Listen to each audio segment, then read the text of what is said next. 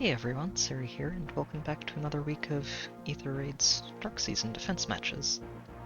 I didn't really change much up for the defense this week. I mostly kept things the same, using Rajat as a way to help deter any save armor strategies and no follow-up tanks, while the rest of the team continues to be the major threats that they have been for a while now. It worked out pretty well overall, although there was one match early in the week that had me change up Eldigan's builds just a little bit. I gave him 2 HP defense skills, just to make sure that he can actually beat most Fjorm's isolation checks as well as almost any melee. It's very rare that I see Fjorm, but he's not really giving much up to run these, so I don't mind doing it. Overall, the defense was really successful this week. There were a couple of failures, but one of them we secured a knockout, and the other one was, well, it was the reason I ended up trying to Fjorm-proof Eldigan, as well as melee-proof him. So, overall I'm pretty happy with this. I got to learn something from the clean loss, and it was pretty good overall. So let's get to the first match.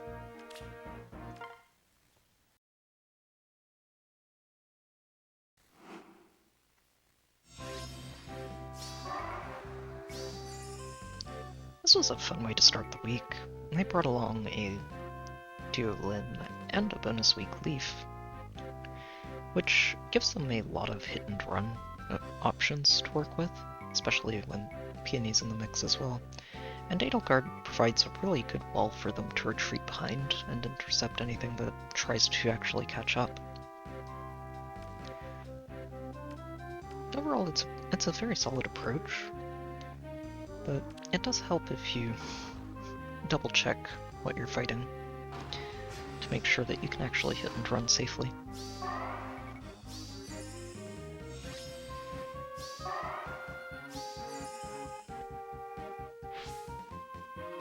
They end up deciding not to attack into Felix, who would have been able to shrug both Leaf and Lynn off very easily, and just leave Edelgard on the defense tile. But Edelgard can't handle Eliwood too well. And once she's panicked, Eliwood can just Gale Force through the rest of her health.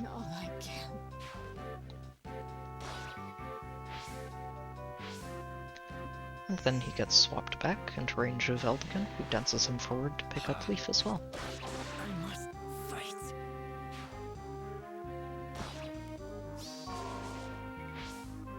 And while the rest of the team can't catch up here, this isn't really a winnable situation for them, so they surrender and move on.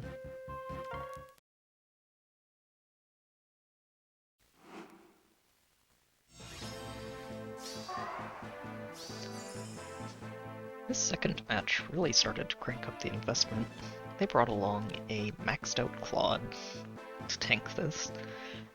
He's really solid, honestly, as an Aether Raids tank, especially just once you start stacking mythics with him. They improve his health to a point that he's recovering an absurd amount of health every time he uses his special. And between Iotes and Guard, it's actually very difficult to knock him out in one hit with a lot of threats. And supporting him with Corrin is a great way to supercharge all of his stats. They decide to go in for this right away, pushing him forward and then keeping him in range of both of these in combat buffs. Unfortunately, parking in range of an Eliwood like this is usually going to end badly. And once he's panicked and pulled out of range of Corrin, Bramimond has no problems finishing him off.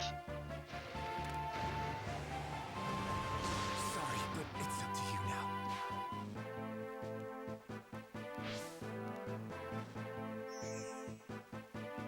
Well, we can't get in range to knock anything else out.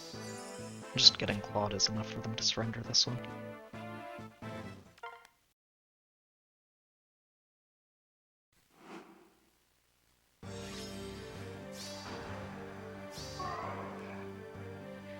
This match was pretty unfortunate to see. It's always a shame to lose Lift this early in the week. And they brought along a team that's almost perfectly tailored to dismantling this defense, starting with this null follow-up maxed out Nino, and backing her up with a Ninja Lyn, along with a light weak Fjorm, who really caught me off guard. And then the usual set of mythics.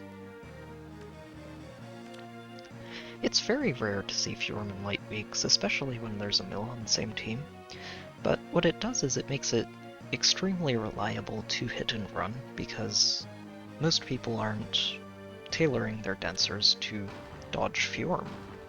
Like me, actually, in this match. And it's why I ended up changing Eldigan's skills around to help him dodge Fjorms in the future.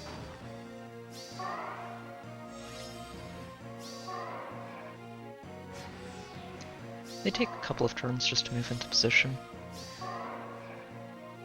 And once they have Nino able to run up and hit Felix, she can handle him without too many problems.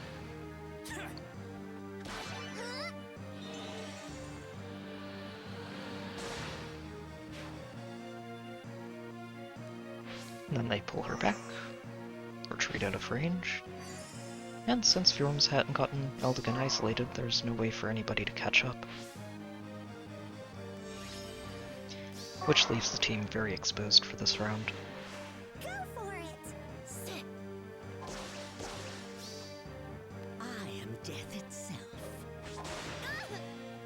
Hell does get a decent chunk of damage in here, but it's not enough to let her survive long.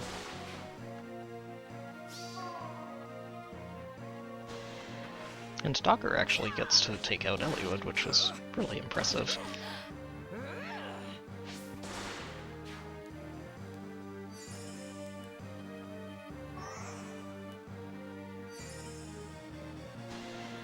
And then Lane can go in and pick Rashad off, before dancing herself to deal with Bramimond. Go for it! Prepare yourself!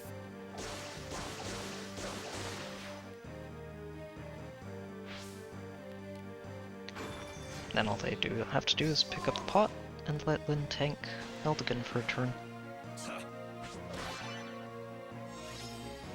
And from there it's just very easy to pick Eldigan off. It was unfortunate to have this happen, but again, it gave me a good bit of insight on how to make sure that Eldigan always gets to dance.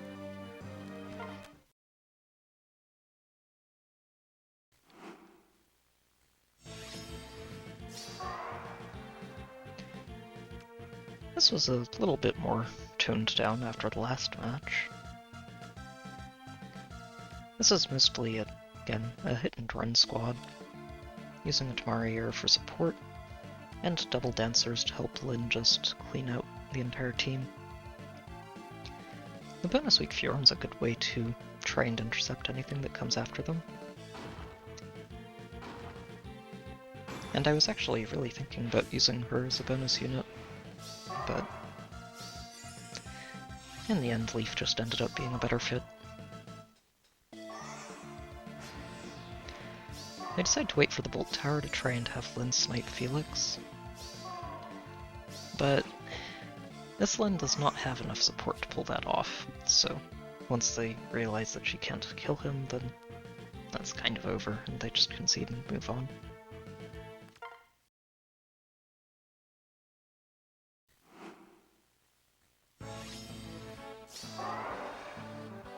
It felt really weird to see this one so soon after the other loss, but well, sometimes it happens. I don't think this defense is impenetrable by any means, but it's still unfortunate to see losses close together like this. They brought along a very impressive Summer Byleth, along with a double save pair of Hector and Valentine's Faye, who's also on their defense team, which was fun to see.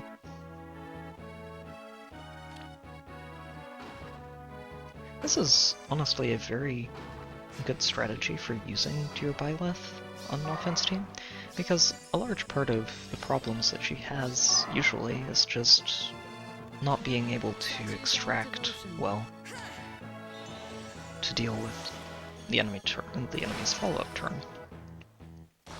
And they use her just to start this fight off, and then pull back into range of their save armors.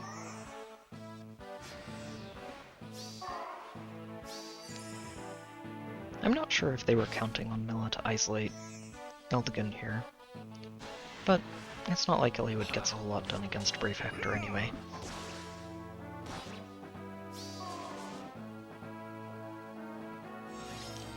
And the rest of the team can't catch up, so they have a very easy time using Byleth to take out Hell.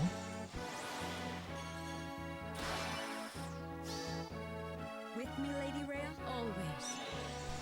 Since unfortunately she's no longer in Felix's range of protection. And Faye can finish Eliwood off.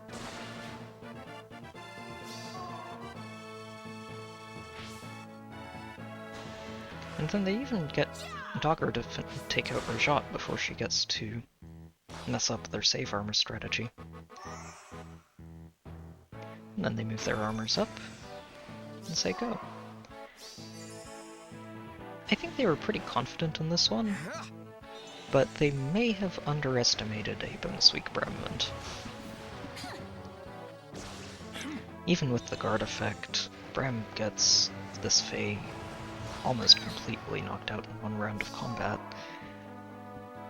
And since Eldigan won't do any damage to Hector, he dances Bramimond, who gets another round of combat and finishes Faye off. So much left unsaid. Sadly, Felix can't deal with Dogger thanks to her null follow-up. But one knockout is already a pretty good result. Dogger can finish Bramimond off here pretty easily. And this one is where I was kind of a little annoyed that they pulled it off, just because they ended up taking 50-50 on the trap to make sure Felix went down. I actually ended up switching the traps around, just to try and mess with people's expectations. And this was very unfortunate.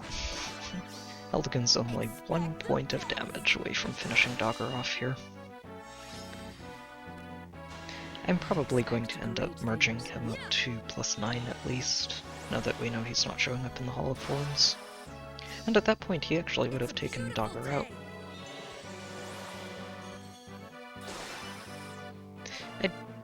I think I would like to get him a blue dual flying 4.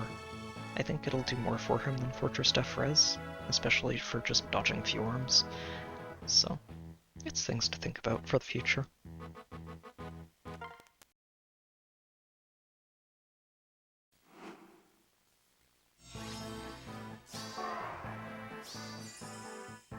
This was a fun match to bounce back with. They brought along a maxed out Brave Ike, who is extremely good at dealing with a lot of enemy teams, especially when he's backed up by 4 mythics. And a Brave Lucina. We've also got Mila, and the Dogger, Peony, and Air.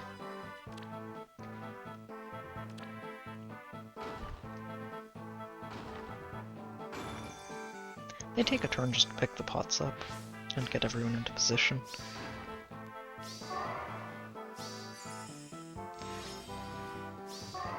And while Nullseed Disrupt does mean that the Psyche can deal with Rajat fairly easily, it also exposes him to the problems of impact effects. They try to just bait from below the fortress, just because it keeps Ike out of range of Eliwood, and lets him handle the mages and Felix. But unfortunately, for him, party-bearing Bramimond, especially in their bonus week, is not something you want to deal with as a as a Brave Ike who's not running, they'll follow up.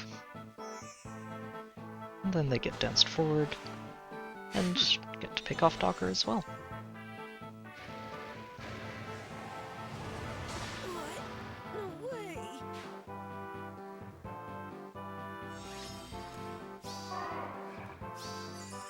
And losing those two is just enough for them to surrender and move on.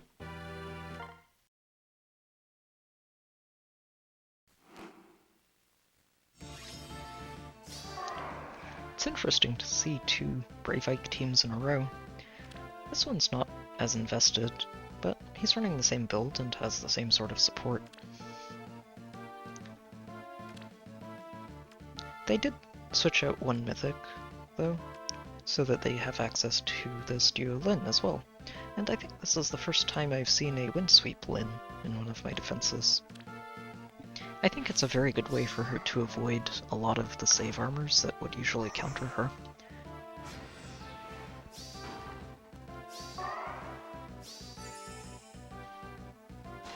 But they end up trying to just use the same approach as the last one. And I take my stand. much like the last one, tanking a hardy-bearing Bramimond with an Ike that's not using null follow-up doesn't end well for Ike. And they get danced forward to take Lucina out of the picture as well.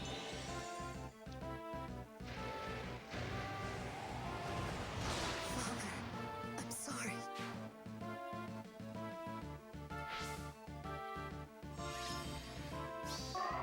And while they could have probably taken a lot of this out with Lyn from here, losing two is enough for them to surrender.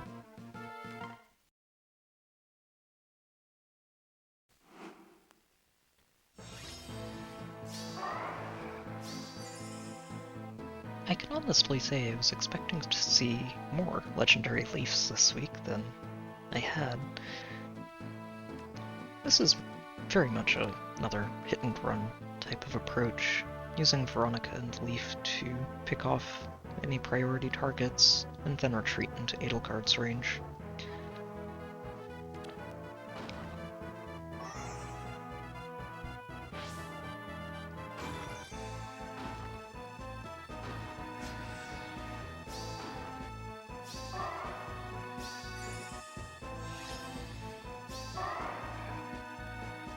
They decide to try and pull this early, which helps get the defense moving into range of the bolt tower so they can actually use it. And then retreat.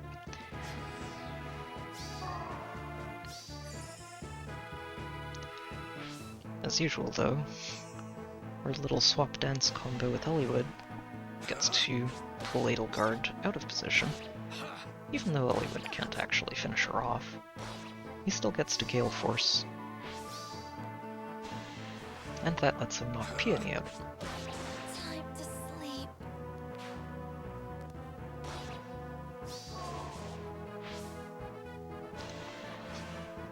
And once Edelgard is panicked and in range, Bramimond can step in to finish her off. I've done all I can.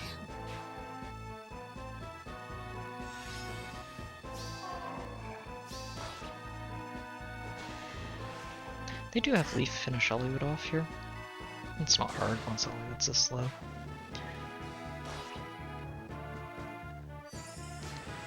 But from here they're a little bit stuck.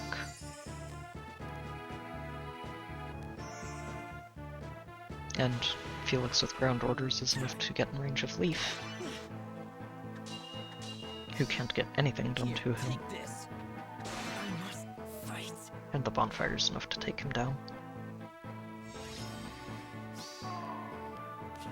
And once Leaf's out of the picture, they don't really have any real ways to finish the match, so they surrender and move on.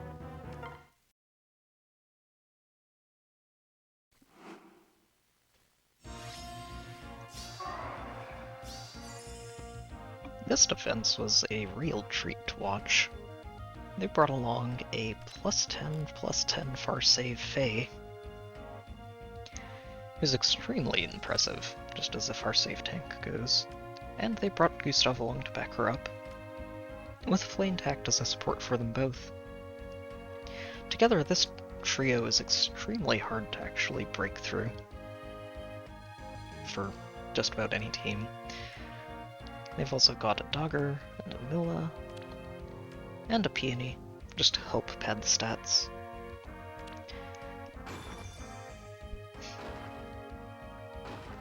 I really did enjoy watching this one just because it really helped convince me that Rashot's a good long-term investment. They take a turn to move into position. I think they were hoping to use this bolt tower to help them crack open the defense after everything starts moving.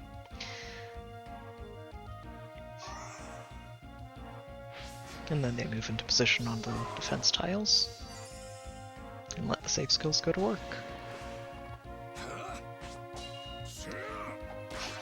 Watching Eliwood just not do a single point of damage to Gustav was pretty unfortunate.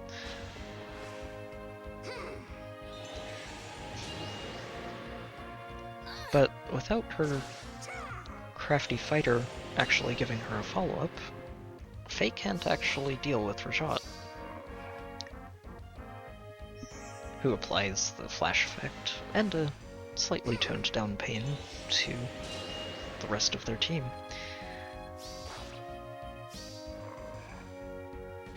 And even though none of our team is really getting any damage done here outside of Rashot's pain effect, they're also still in a very safe spot. Being backed up by this healing tower helps a lot for us, just because it keeps our health levels up over time. And Felix finds himself in a perfect position to screen the entire team from Flayn and Faye.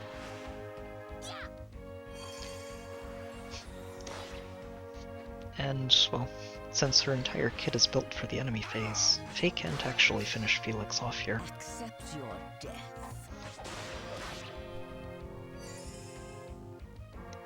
So they end up just trying to go another round and see what happens.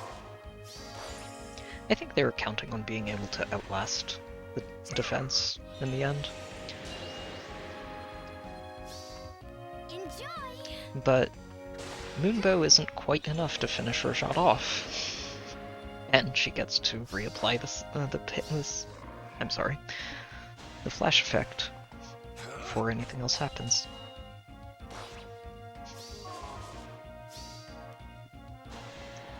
And sadly, Gale Force doesn't accomplish anything for Eliwood here. This is one of the reasons I'm still considering switching him to something other than Gale Force. I'll have to see, but it's an option.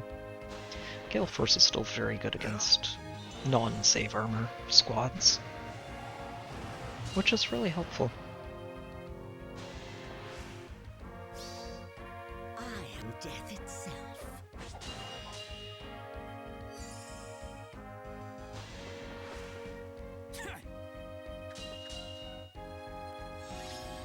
I think at this point they started to realize that their health is dropping a bit faster than they would like.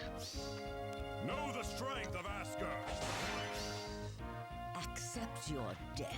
And it definitely doesn't help that neither of their armors can actually break through health, since It's meant to be. neither of them can double her in the player Death phase. comes for all. And in the enemy phase, she's not attacking before a shot does. And now that everyone's got their health restored thanks to the healing tower, we go for another round.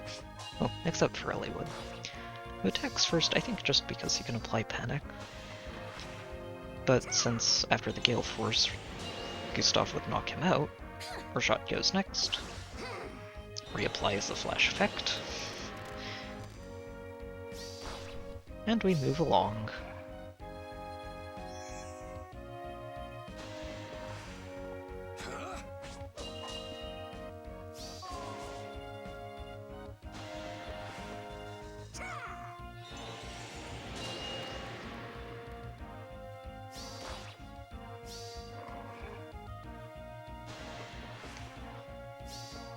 You've shown your weakness. And at this point, I think it's gotten clear to them that even though they're not taking much damage every turn, the chip damage from Rajat is slowly getting them into a dangerous health level. Death is absolute. Gustav in particular is very nearly dead at this point, and Flayn can't heal both armors at once. So they decide they need to shake things up, For our people!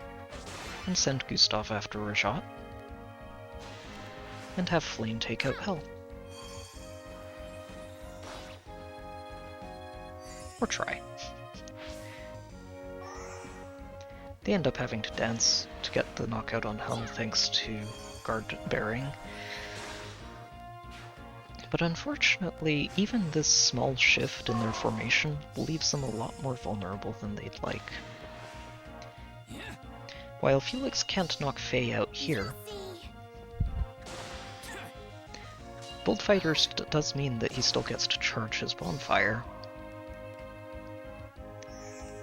And after a dance, he can attack her when she's not on the defense tile, and finish her off. And once their far-save tank is out of the way, Bramimond has no problems taking Flayn out of the picture.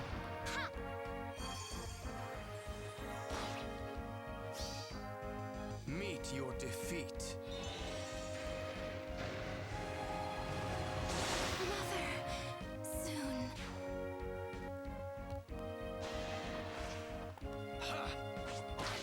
And although Eliwood still can't deal with Gustav, this time he gets to lunge past him and Gale Force onto Peony, and he has just enough damage to finish her off.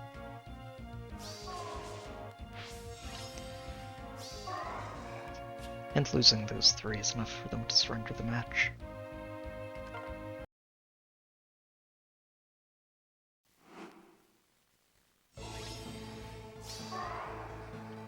This was a fun way to finish the week. They brought along a maxed out Shannan, and I haven't seen a Shannan in Aether raids for a long while, so it's neat to see him. I think that getting the extra res from Dogger and Air really helps even out his defenses and turns him into an extremely effective tank, especially if he's backed up with Flayn. And Lucina.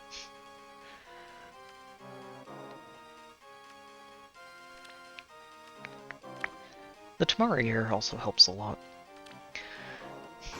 And they end up just moving into position to start this fight immediately. I was a little surprised that they didn't move Flayn in to help support him as well. But I guess they figured it wouldn't matter much, since Ellie was just going to drag him out of range anyway.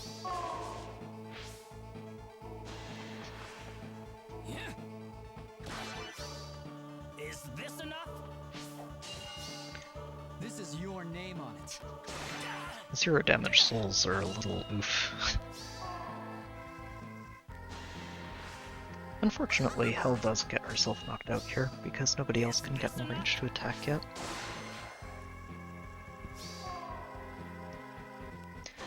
But at that point, Bramimond is in range. And, well, damage reduction or not, there's only so much Shannan can do when he's at half health to start the fight. Meet your defeat.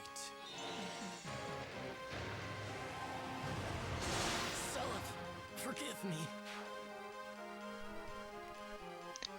And then Bram gets danced forward, and picks up a second knockout on Lucina.